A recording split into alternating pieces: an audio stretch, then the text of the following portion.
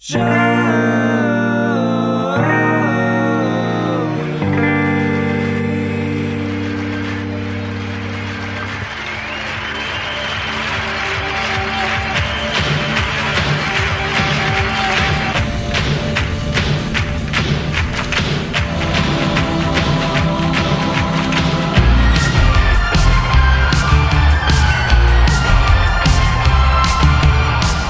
hello, everybody. Welcome to another installment of Show to Be with Mike G, the show of life, the show of hockey, Ontario, hospitality, Barmetrix, giving things to the community and paying it forward. That's right. Today's guest is the amazingly impactful, charismatic Sean Finter, the CEO and founder of Barmetrix. We sat down recently during Bar Institute in Dallas this year. We talked about life. There's so many things that you get to understand about Sean via his interviews, via his podcast, and some of the blogs that he's got here online. But there is a really great story behind all of this. There's a really great father. There's a really great husband behind all of these amazing tales he had to share with me. And it's a great time to release this chat with Sean. You know, one, it's a week where it always helps to pay it forward. And we want to set a standard and an example in the community to share the things that we've learned, shared our experiences and our best practices. And in fact, Sean has yet another summit here coming up called the Bar Business Breakthrough Summit. Applications are due here in about 5 days. I will post the link, but it is an experience of which I've heard a little bit about from someone who attended,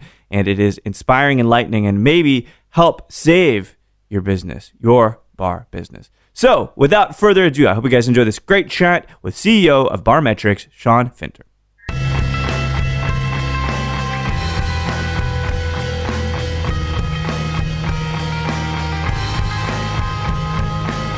I'd like to be a podcast, but I'm curious. You know, I love talking to people, and I get to meet so many cool people in the work that I do.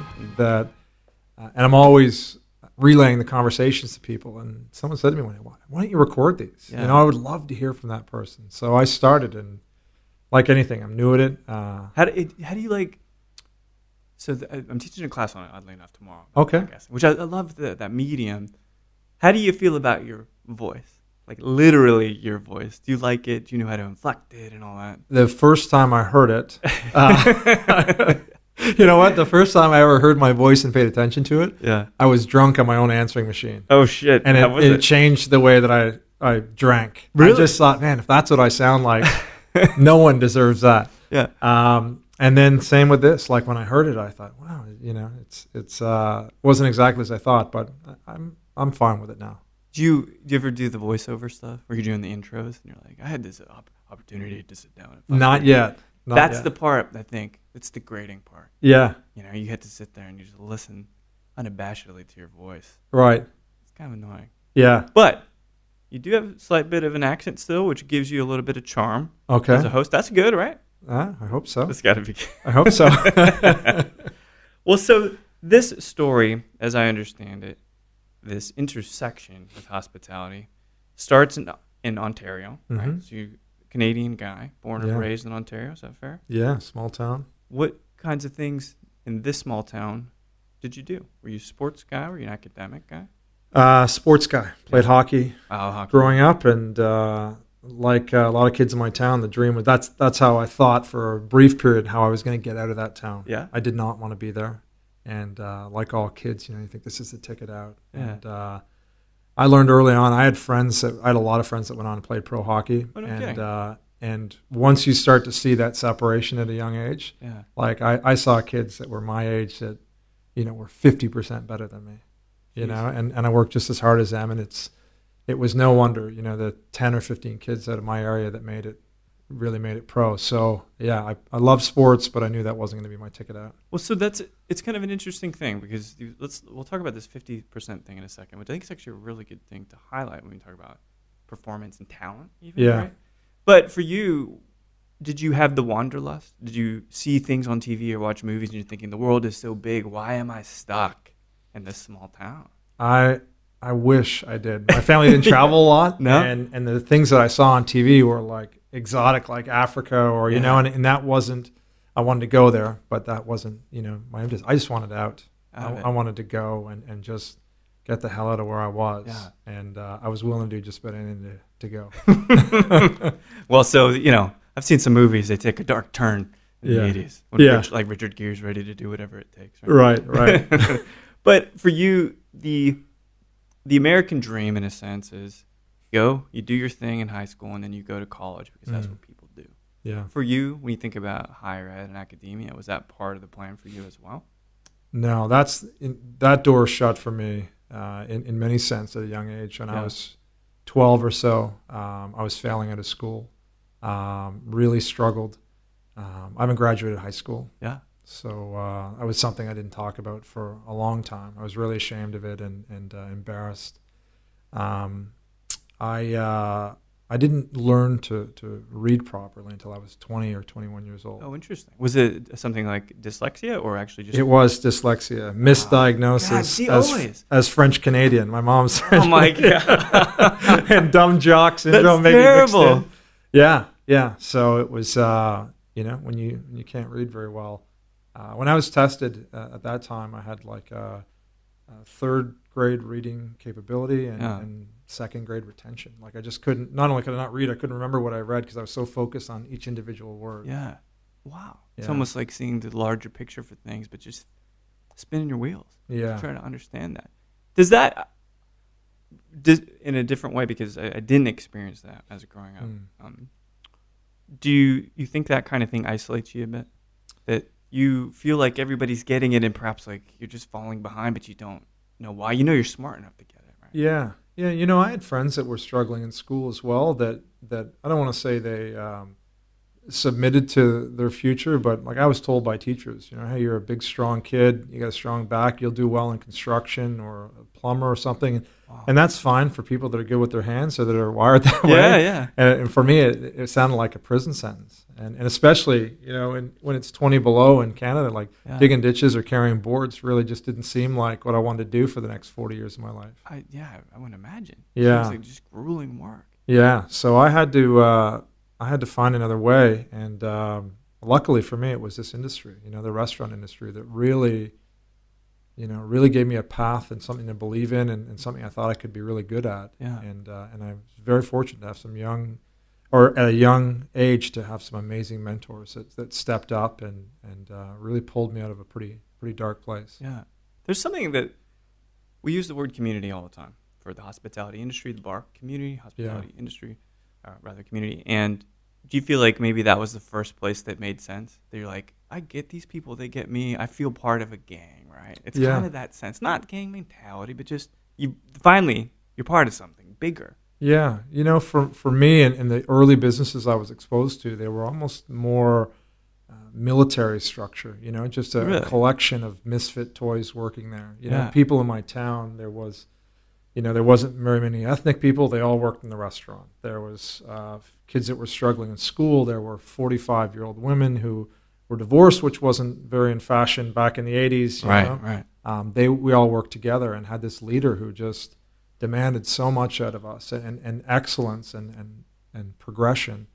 And we all struggled together and we just kind of grew up together, had this opportunity. So was it hierarchical in that way too, where it is pretty stratified? I think is probably the word for it. Yeah, it was. There was a plan and a path, and so long as we were working hard and focused on and delivering, it didn't matter. Things got done. That's amazing. So what side I read a story about washing dishes at 12 years old at a truck stop. Yeah, probably the paramount moment before perhaps your track is totally into the hospitality industry. But what was the first job in this industry, and what was the position that made you realize, okay, this is something that's actually challenging intellectually too?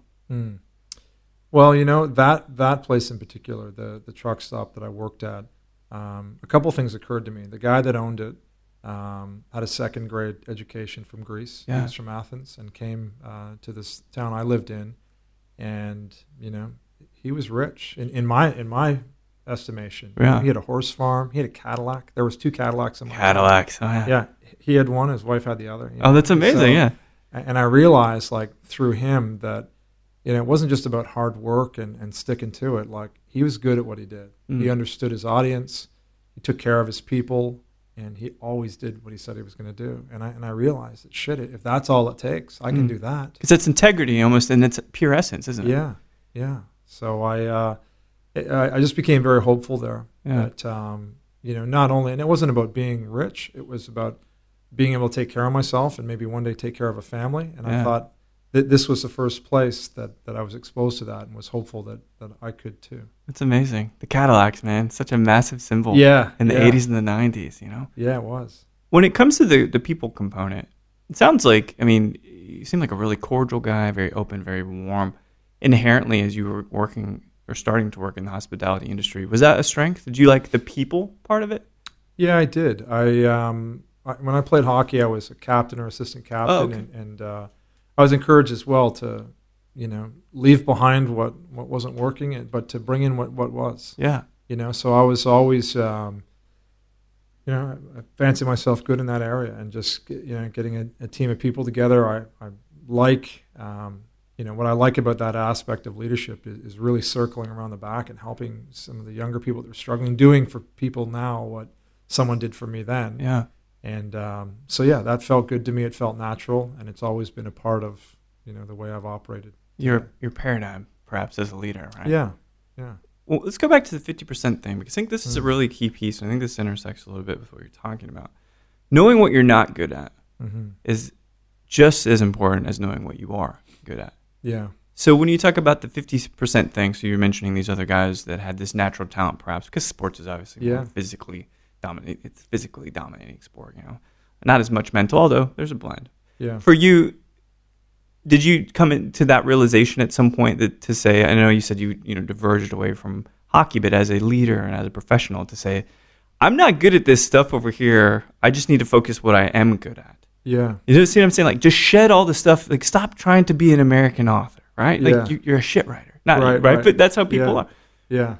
Well, it's when you're young, and maybe it's all throughout your life, like when you're ready to receive someone else's wisdom. Yeah. And I was, I realized, man, I did not have what it took to get going and get out of there. This second gentleman who came into my life, and the thing he said to me in that area was, he said, whatever you do in life, nothing's neutral. He said, it will either give you energy while you're in it, or it will rob your energy. Yeah. So even with sports, like when these guys started pulling away, there's no doubt they had more natural talent than I did, but I'd see them after practice and they were as excited as before, where I was robbed of my energy. You know what? I liked it, but I didn't love it. Yeah. And that's a big part of the formula. So being able to identify that at a young age, like, as crazy as it sounds, I used to get a lot of pride out of washing dishes, and I was really, really good at it. Yeah. And I wanted to be the best at it, and I was taught that you're like the linchpin of the business. A restaurant can't outperform the dish pit when you get busy, and I was fast, I was efficient, I got nearly perfect at it, and I was able to serve and support the rest of the team from that position, and I loved doing it. And then each position I went into, I was able to quickly recognize, like, do I love doing this? Like, can I do it for 10 hours and leave with a smile on my face? Yeah. And things that I didn't, I don't consider myself a quitter, but I didn't jam myself into that space and think that this is going to come around. I think as humans, we know what we like. And if we can be present to that, then it just works. It's such an intuitive way to think about your career and your passions, right? Yeah. Hobbies even. And for some reason, I feel like people in this industry, maybe it's ego, and we'll talk about ego here in a little bit, but perhaps it's their desire to want to be known, or their desire to be successful at any or with any means, that they don't take a look at themselves and say, I'm pursuing this white whale over here, and it doesn't even really connected. It's not connected to my heart. Yeah. Yeah. I think I see that a bit more now. Yeah, it's true, and I think people get stuck too. There's one thing I've been good at. It's fumbling forward, right? And when I get knocked back, I typically don't sit there and lick my wounds. Like, I realize that's part of the process. Where a lot of my friends, in the past have been in things and they've been kind of stuck, and they don't even recognize that they're stuck. And I'm like, I think maybe having kids is part of that too. When you have people that, like, now my position is to suffer, and I'm like, I don't think so. I don't think that's what we're here to do. Yeah. I don't think you can suffer for 10 hours and get home and be energetic and positive, right, consistently. So yeah, it's an interesting thing. And this may be a little bit of a tangent. I've been divorced once. I got remarried, and I feel like the second marriage is the result of me knowing what I'm not good at, right, and taking that stuff off the table. So how about your, like, the interpersonal relationships? Have those also gotten better as you realize, like, this is how I'm flawed and this is how I'm great? Well, speaking of wives, I met mine when I was 12, around the same time. No kidding. Yeah. Her That's dad incredible. owned the other restaurant in town. No way. That's how it is in Canada. They have arranged marriages, so I would. How many goats did you get? But, so we haven't been together all the time. We went to the prom together and all that, but then she went off to university and I went to London. Yeah. And, a relationship of that length, we've been friends for over 30 years, and we just had our wedding anniversary on the weekend. We've been married 17 years. Oh man, that's great. Congratulations on that. Yeah. And that's cool because you have that history and legacy together. But, you mentioned relationships, like, over time, like over 5 years, and you change countries, you have more kids, you have different friends and everything. Yeah. And like any relationship, sometimes we get stuck and you just need coaching and you need encouragement and you need to upgrade your operating system. Yeah, that's a good way to put it. She's a lot smarter than me, so she's present to that a couple of years before I am typically. And then when I get on board, we kind of get new tools. And talking is essential, isn't it? Talking these things out. It is, and it's for us, it's you got to talk together, but you've also got to dream together. You got to have those big goals together. And one of the things that makes me happiest is being a dad. But you're suddenly living, in my case, for other people and their agenda and what's going on, and giving yourself there. And as parents and as a couple, we got away a little bit from like what makes you happy and what makes me happy, and when are we happiest together outside of this table for six? Right. Because sometimes, my mom's got a little bit of the martyr syndrome, and she knows it. I've said it to her lots of times, but we become too selfless sometimes, to your point, right? Where you're thinking about the greater good all the time, but yet how to make yourself better. Yeah. To the dreaming piece, I've got goals, right? I have a hard time dreaming because I want things to be planned. For you, are you an analytical person and so measured? Because it seems like you've got this methodology of which you teach. But there is this underlying and undercurrent of psychology to it as well, which is kind of softer, a little more gray. But that having these kinds of specific, like quarter one, quarter two, is it hard for you to dream knowing that it's not a reality and that you don't today have to plan for it? No, I'm a total dreamer, and that so I've had to structure my life with people around me that are a little bit more realistic. Yeah. Barmetrix, I've got a business partner. He's been with me for 12 years. My wife is a lot more structured. My board is much more structured. Yeah. My advisors are structured. So I have to offset that, and sometimes I refuse to just be consumed by the details. Really? Right? Like if your role in business is development and change, right? It's hard to be strapped down every day by the detail and things that happened last month. Yeah. Like I have to recognize it and be present to it, but I can't live in last month if I want to keep playing my role in the company. That's right. Fumbling forward, as you say. Not that these are mistakes, but just the constant movement, like a shark, right? Keep propelling forward. That's good, though. I'm glad, because I need to be around people that say, no, you can dream. It's fine. Dream, just dream. But when are we going to do it? Just dream. Like, yeah, but how much do I have to get to make now, right? Like, I'm just too structured sometimes. Yeah. Although, being creative is still something that is a big piece of my life. For you, too? Do you have that nice balance of analytical mind and creative? Yeah, and in bursts, I'm a sprinter when it comes to that. Oh, yeah. I like to get in the right environment and participate in that. But, in general, I like to write and discuss and talk and dream. And I think dreaming out loud too. And some of the best companies, it's like you talk about it enough that instead of getting stuck in how are we going to do this, we talk much more about why we're doing it and why we're willing to suffer. Yeah. And to put ourselves out there and who we're fighting for and why we're fighting. That suddenly you've got enough people talking about it and dreaming about it that it just starts to happen. It's amazing. It's almost cultural. Right? Yeah, and if you see so many businesses, I get to see a lot of businesses that do really well and others that fail. And I'm not saying this is a hard, fast rules, but often the failure comes in people getting stuck in the details. Yeah. Get in the Like weeds. if I look back at any success that we've had as a business or the different businesses that I have, it's no great success has ever been as a result of a great plan.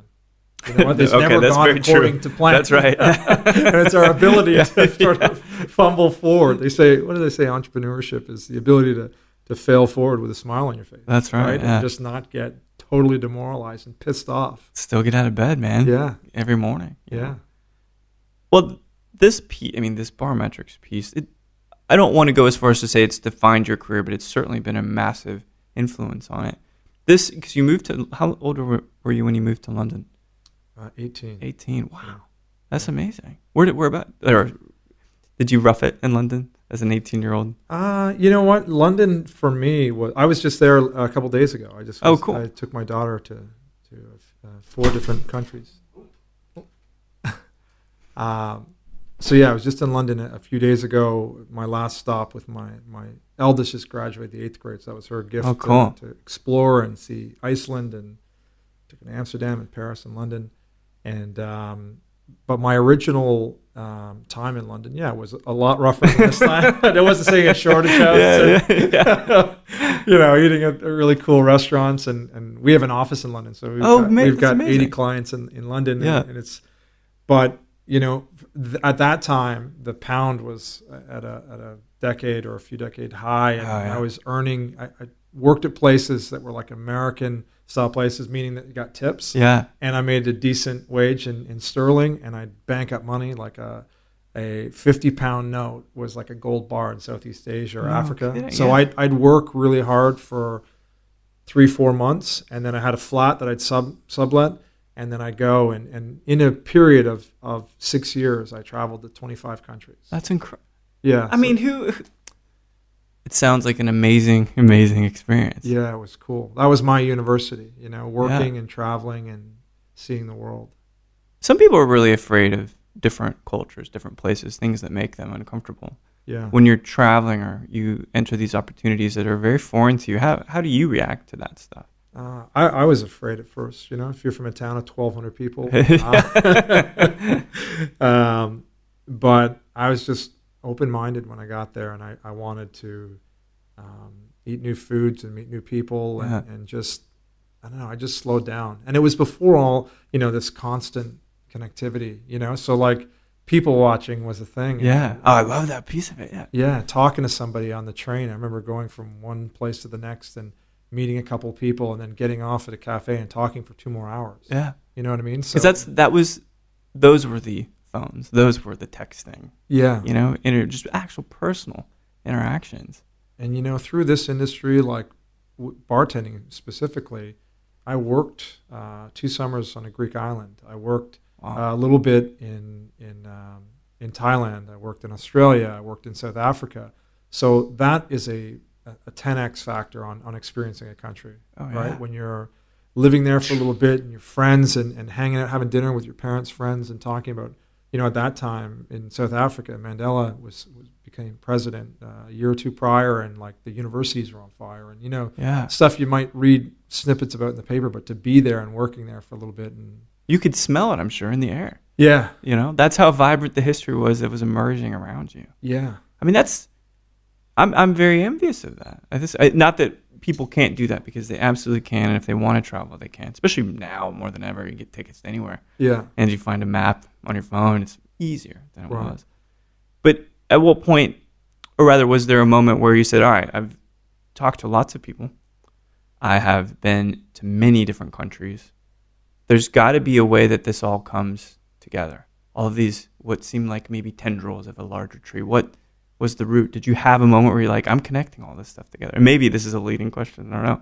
But was there a project where like, okay, I can take all this experience and turn it into something for other people? Yeah. I started to figure out a formula for myself that, I can earn good money, have, I went from bartending into managing. I worked for a little while for a consulting firm that had done work on a business that I worked in. I was totally intrigued by... Same industry? Yeah. Oh, okay. I was totally intrigued by the idea that the guy that ran the firm, he passed away about 5 or 6 years ago, but he was known as a turnaround artist, and I'd heard that term before, and I didn't know what it meant. Yeah.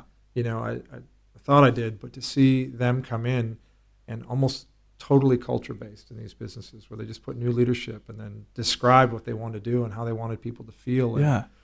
And I watched that happen. And the coolest thing was, like, it happened at the business I was working in, and everything got lighter and everything got better. And I thought, man, that'd be a cool thing to do for a living. So I started to piece together different aspects of it. And when I decided that it was time to settle down, I had visited Sydney, and I thought, man, this would be an awesome place to be for a couple of years. Yeah. Did you have a family yet at that point? No, but I rekindled my relationship with Jenny, my wife, and we were gonna be somewhere. She was on her way to Japan to teach for a year. I said, I really want to go to Sydney, and we did the long distance thing for a little while. Yeah. But when I got to Sydney, like, I took this toolbox that I had put together and started applying it to businesses, $2 million businesses, $5 million, $8, $9 million, like, didn't matter the size, right. Just people there, and started to turn these businesses around, take them from literally distressed assets, people were miserable, afraid, failing, into viable, successful businesses. And then I thought, well, the natural next step is I'll do this for myself. Yeah, wow. And that's how I became a restaurant owner at a very young age. It's, in a way, you kind of, this may be the wrong word, but I feel like there's this spiritual element to it, and that does not involve religion or anything. It just involves emotions and people and their kind of energy, right? You're an enlightener.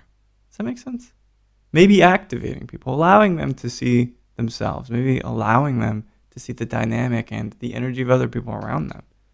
This is loose, right? Yeah. But when you think about your ability and your talent to rally people together and make them feel better, it's a psychological thing, right? But for you, where does that ability come from? Is it experience? But it's there's so much in the heart too, right? So I just wonder how this inspiration, how these powers are kind of imbued to you. Well, after getting out of this town, I went to Toronto and I worked for Hard Rock Cafe. I always joke, and it was still cool to work at Hard Rock. Oh, yeah. Probably wasn't. It was my perception internally. And at the same time, like, I was doing 2 or 3 nights a week in the busy nights, and I thought, man, this bar across the road had 2 really busy nights that we didn't, and a couple of my friends were working over there as well. Yeah. And I got to know the manager. I got a job there, and I hated it. And it was so similar on the surface, like another themed bar restaurant, cheesy uniform, everything was similar. Sure. But I realized it was all the leadership there. And the guy who ran it, I won't name him, he was just a prick. And he really didn't give a shit about the people that worked there. He was miserable himself, I later learned. Right. And that misery was just distributed at work. And infectious, right? Yeah. And, I had friends that were, like, able to plug in and just isolate all of that, and I wasn't. I was so susceptible to that energy and everything else. Ah. And I realized, like, a business is like this puzzle, and you've got all these people that come together, but someone leads it and someone decides how low the low is going to be and how high the highs are going to be. Yeah. And I figured out that if I could govern that, if I could, put together a plan and bring together the right team of people, I've always had success in, putting together people like me. And I mean that in a way that, the first big contract I did with Barmetrix, this company came in and did a due diligence on us. and I mean, our office was a complete shithole, right, above a blood clinic. Oh. So really cheap rent. The place was empty for years. Yeah. And there's a short elevator ride. And when people go up for their blood results, you were either in the lift on the way down with the happiest people on the planet or the saddest people. Like, you knew what those results were. Oh, my God. There's no hiding what your results are. Oh, man. And there's like an STD clinic. So oh, my gosh. Anyways, cheap rent. So this company comes in and does their research on us. And one of the boxes, do they have a physical office? Right. Yes, we do. I'm sure he thought not a very good one. Anyways, this was back when kind of email was still new. And he actually forwarded us like the whole thread. So as a young guy, you read everything. Oh, yeah. And it said something at the bottom. And I know exactly what it said because it's in my mind forever. But he said, despite being a group of misfit toys, I have absolutely no doubt that they'll be able to deliver on their promises. Oh, that's amazing. For 3 years, I wasn't able to hear the second part of that statement. all I could hear was him calling me and us misfit toys. Oh, wow. And when I told someone how it upset me, I told my wife and my friends, and they're like, well, don't you hear what he's saying though? Like, and maybe there's some truth to it. And every time someone said that, it really rubbed me the wrong way.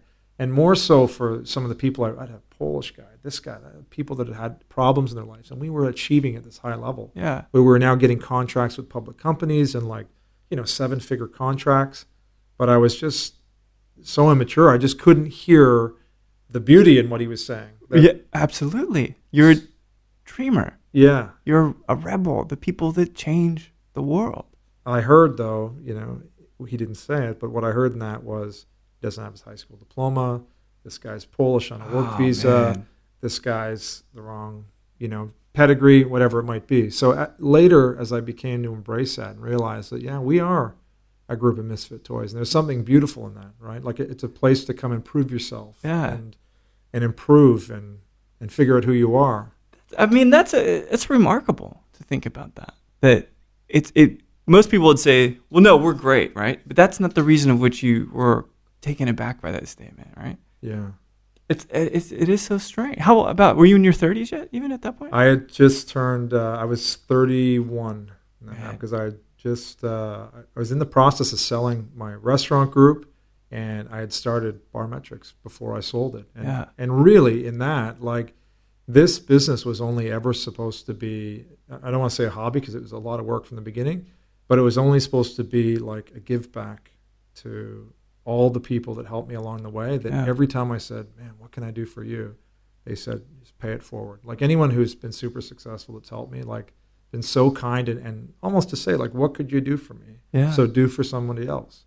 So that was the idea, with Barmetrix, that I thought if I could help 10 people who were scared like I was and struggling, and there's a formula, business, the way that we do it today, it's been done for 200 years this way, right? It's a very simple model, and you just have to do very ordinary things at an extraordinary level. Yeah. And so we put all that together, and I thought, man, I'll just help 10 people.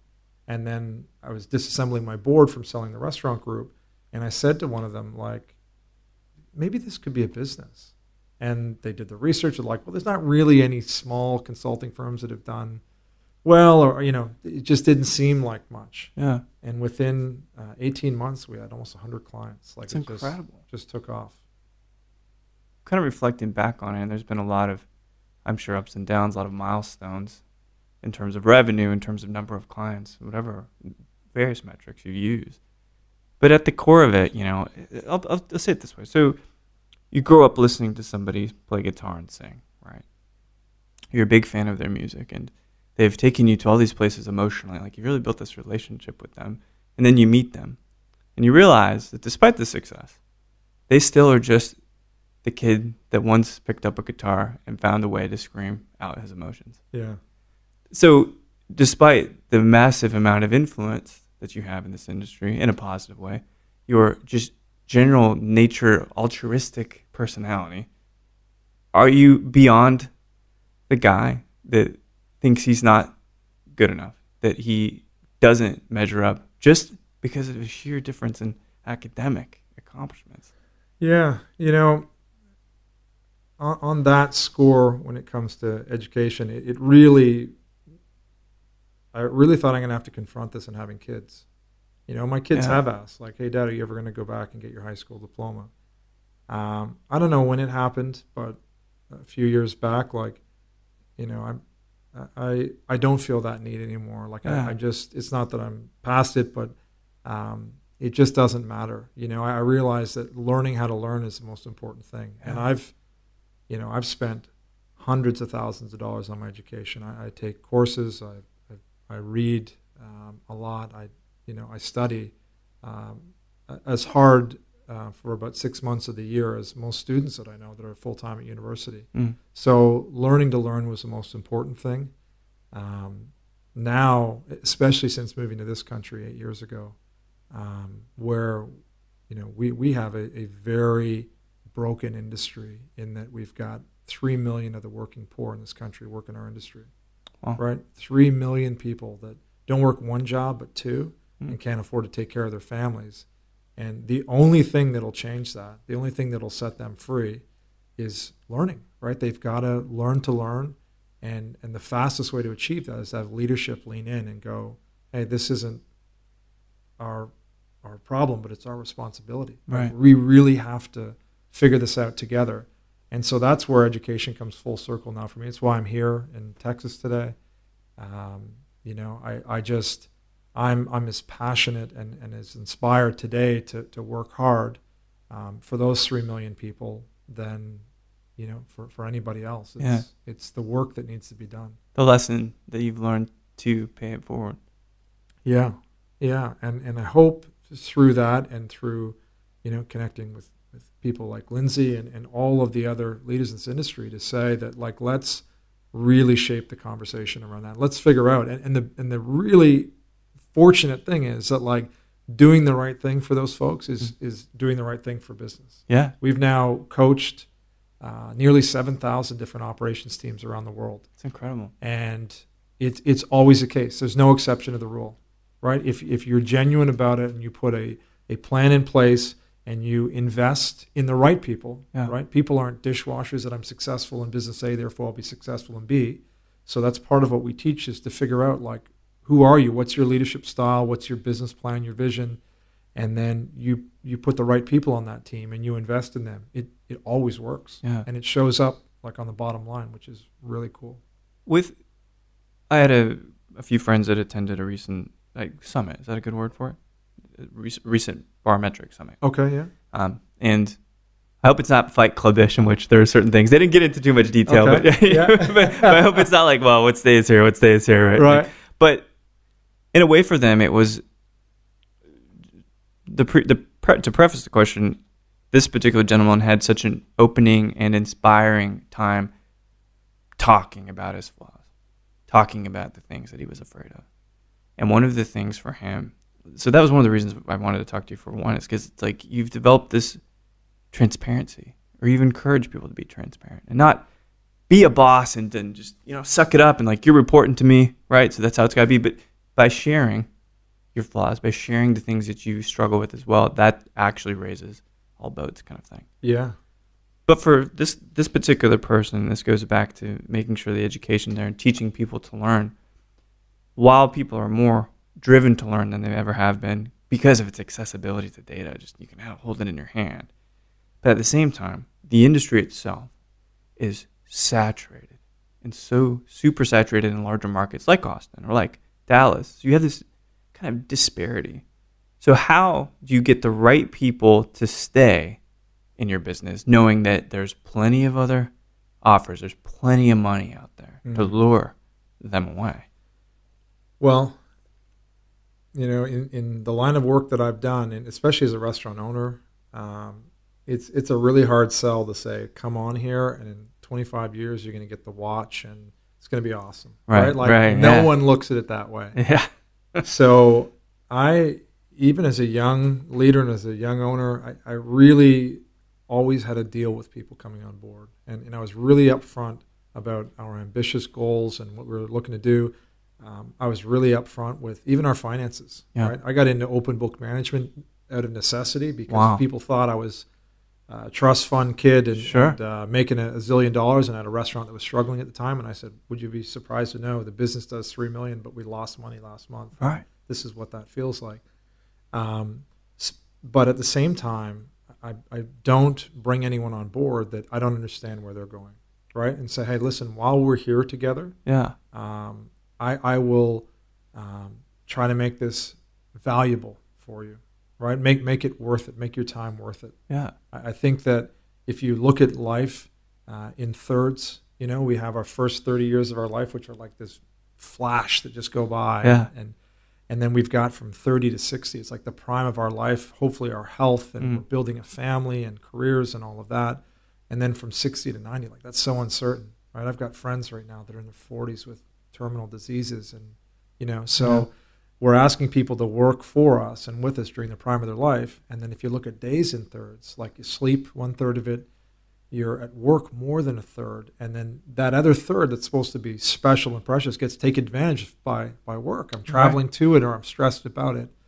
And I just think that, like, if we have a deal with people that your time is going to be valued here. You're going to be working on something that matters, which I think if you spend 10 hours a day working on something that doesn't, it's demoralizing at a subconscious level.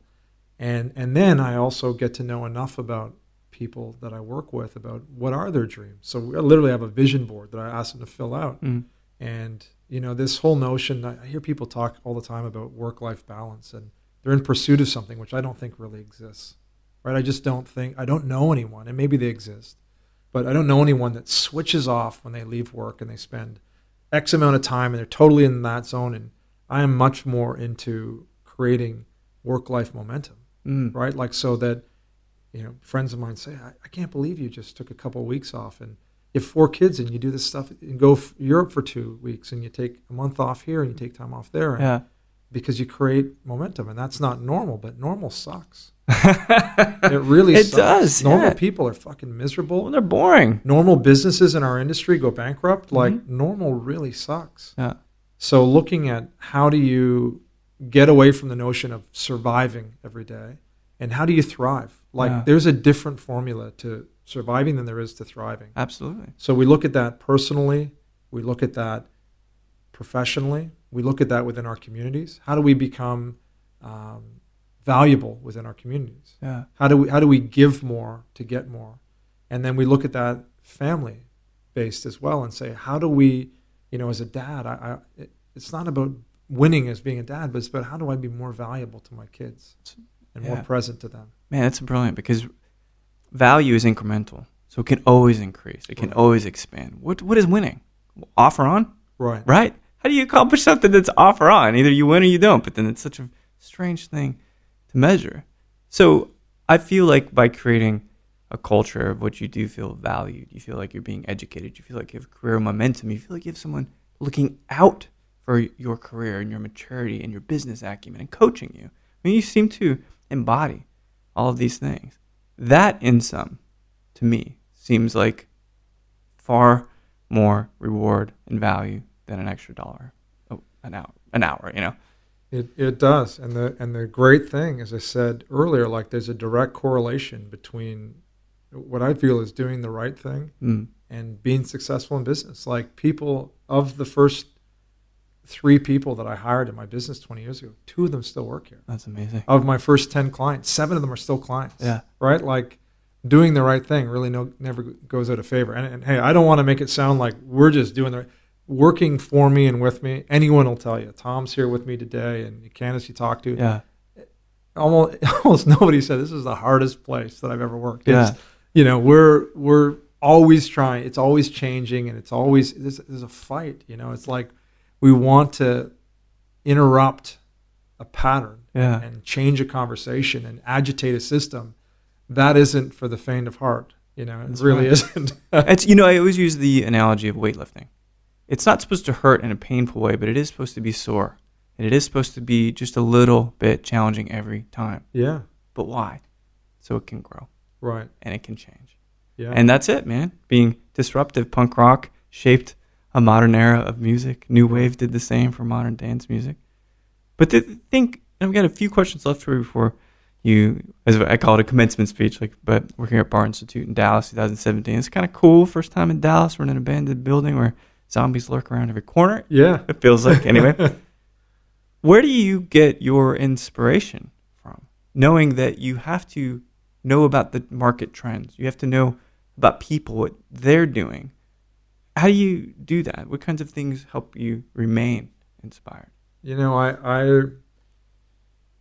I study a lot, and I'm in entrepreneurs organization, and I surround myself with people I'm inspired by. And I don't mean per se their financial success, but people that I gravitate to that are happy. Yeah. That are doing worthwhile things, that are, if they sold their business, they keep doing what they're doing. Yeah. And their families are engaged and all of that. Luckily, with the work that I do, we really work on human to human. Business fundamentals is where. So like market trends, like people ask me, they think I'm in the restaurant business, and I'm a consultant and a coach, and they'll ask me about food or drinks or music, and I just don't know a lot about those things, to be honest. I love them all. I'm a great customer. And I'm interested in them, Yeah. but I'm enthralled with like the human aspect of it, and that's where I just spend 95% of my time. Yeah. So that's fun to do. It's great to be a part of, and like you talked about, whoever you're speaking with that works with or studies with us, that's the most interesting part of it. Yeah. And you look at whether it be a manager of a business or an owner of a business, like his or her success in business over time is directly correlated to how successful they are at home or in their marriage or in their community. Absolutely. Right? You get jammed up in one of those areas and it just comes to work and it becomes that bottleneck. So that's why we spend a fair portion of our time outside of the day-to-day of running a bar or restaurant. It's amazing. All right, so 3, because I could just keep picking your brain for another hour. But we're both busy. Yeah. We're both in the prime of our life, so to speak, right? Right. So the first one, I asked this of all the guests, and so I don't know, it doesn't matter if you drink, it doesn't matter if you do. For me, it could be tea, it could be a drink, whatever you like to sip. Well, let's say you are in your favorite bar, cafe, whatever, in the world, and you can sit there and have a conversation with someone living or deceased, anybody. Who would you love just to sit next to and have a conversation, just dive right in, talk about history, talk about their lives? I've studied a lot about and with actually the family members of John Wooden. I just find his story to be remarkable. And I'm not even that big of a sports fan. Yeah. With what he did with UCLA, I think they won 9 titles, and people say it'll never happen again because of the way the league's set up now.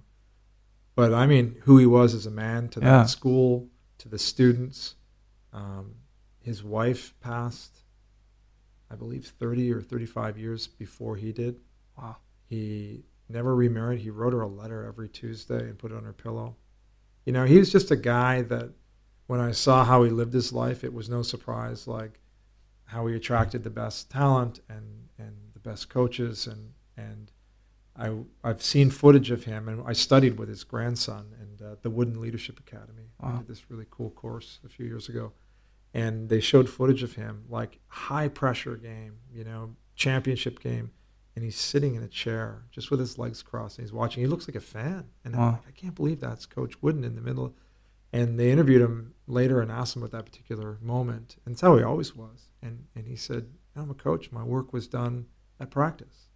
They play the game. Wow. And me yelling or shouting, and it only confused them. We've already talked about what they need to do and who they need to be on the court. Yeah. Right? So it's incredible. Yeah, I just think it'd be fascinating. And actually, a friend of mine, Don Yager, who's a great writer, he was writing Michael Jordan's autobiography or biography. And one of the pieces was on John Wooden being Jordan's one of his mentors. And he said, he didn't even go to his school. Yeah, because he went to North Carolina, right? That's right, yeah. But he asked him, and he did it. And so part of the piece,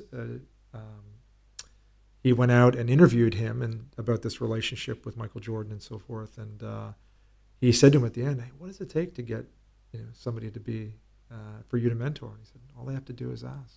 Oh, my gosh. And so he asked, and he flew out to see Coach Wooden for like the next 4 or 5 years before he died. And so I've heard about those conversations. So that's probably who I'd love to spend a whole day talking to. And that's amazing. Yeah, he sounds like a really interesting guy. You're right. A good man is good both at home and at work. Can't have one without the other, I think. Yeah. Well, tomorrow you've got a class. Is that at 10 o'clock in the morning? Is that right? Yeah, I believe so. So we've got, you're kind of starting off, setting the tone for the Bar Institute in Dallas here tomorrow, which is nice. I'm sure we touched on a little bit of what you'll be talking about. What's the scope of the chat tomorrow? So tomorrow, one of the things I get asked about most is we've had the privilege of working behind the scenes with like thousands of businesses, and I used to work with a couple dozen myself every year, and now I coach. I bring together a group of about 50 people, and we connect every 16 weeks in Annapolis. I built a leadership center there that is a lot of fun, a real passion project. But the thing that people always ask is like, what do these people like? What does the top 1/10 of 1% of the industry do? Right. That makes that group outperform the top 10% by multiples. What do they do? And I show them. I put together 8 or 9 things tomorrow that they do. All these things are low cost, no cost. And often people see them and says, really, that's it? That's a major catalyst in their success. And it is. So I love sharing that sort of thing. I study a lot, and I know a lot of people do, but I love to leave people with something that they could take back. And the goal tomorrow, is, if you attend, is to listen and really whittle it down to one thing that you can commit to. And then my team, we always say, hey, we'll help you implement. Like, I just want to see people try something, do it, and then succeed at it. So that's what we'll talk about tomorrow. Amazing. A coach of coaches. That's good. I mean, I can't wait to check it out. I mean, it's one of these things, man. That, again, you've got this rich personality. There's so many things I want to dive into. But I like that. I hope people listening like that, and they'll say, shit, I got to go see Sean talk. I have to go be a part of this thing, this community. Which brings me to my last question for you. And you've been successfully turning around businesses, turning around people, empowering them, enlightening them for just about 20 years, if not right around that. And I can't imagine what the last third looks like for you. You'll be a father. You will have been married over 20 years. I mean, what is that third act of the 3-act play? What's that look like for you? I really feel, I really feel like we're just getting started. Yeah. I think that, as I say, in this country, like, there's so much work to be done and so much beautiful work. It's messy sometimes, but where I want to spend my time and have my team focused is, we spend a lot of time, I don't want to say helping owners become wealthier, but spend a lot of time on that, right? Yeah. And the passion inside of that was like, let's figure out how to be connected and engaged at work and at home. I spent about a decade with management and leadership and building programs. I'm teaching a program now that I'm passionate about that runs across about 55 countries around the world that we do with Diageo on the business of bars, which is just sharing these ideas with people all over the world. But this next chapter is really about folks that are 30 years old or 50 years old that are working their ass off and they're stuck. Yeah. And the American dream is just it's just something that they can't see the next chapter to. And as I said, the only way to do that is to really connect with leadership and say, making it better for them is just good business. And that's where I'm going to continue to bring in my network and people that are amazing speakers and authors and thought leaders and industry experts in this industry. And we do a little bit of work and crossover with government. I live near D.C. and trying to talk. It's the political system's a little unstable, should we say, at the moment. But I hope to re-engage in our industry and the discussion or the fight over minimum wage right now and the working wage. And so there's a lot of work to do, and it's work worth doing. I think so. I could see you in politics. Oh, I don't want to be in politics. I like man of the people. Talking. I think I'd be a terrible politician. Really? I do. I don't know, man. Sometimes it's just about being able to connect with a crowd of people and motivate them in the same way. Yeah. I don't know. I might stay in the business sector and just interface with the politicians. Maybe even better. Well, I'm excited for the chat tomorrow. Thanks so much for coming into Dallas, and thanks for spending some time to sit down and chat with me, man. It's really lovely. I really appreciate it. Very, very. It's a pleasure to sit down. I've enjoyed it.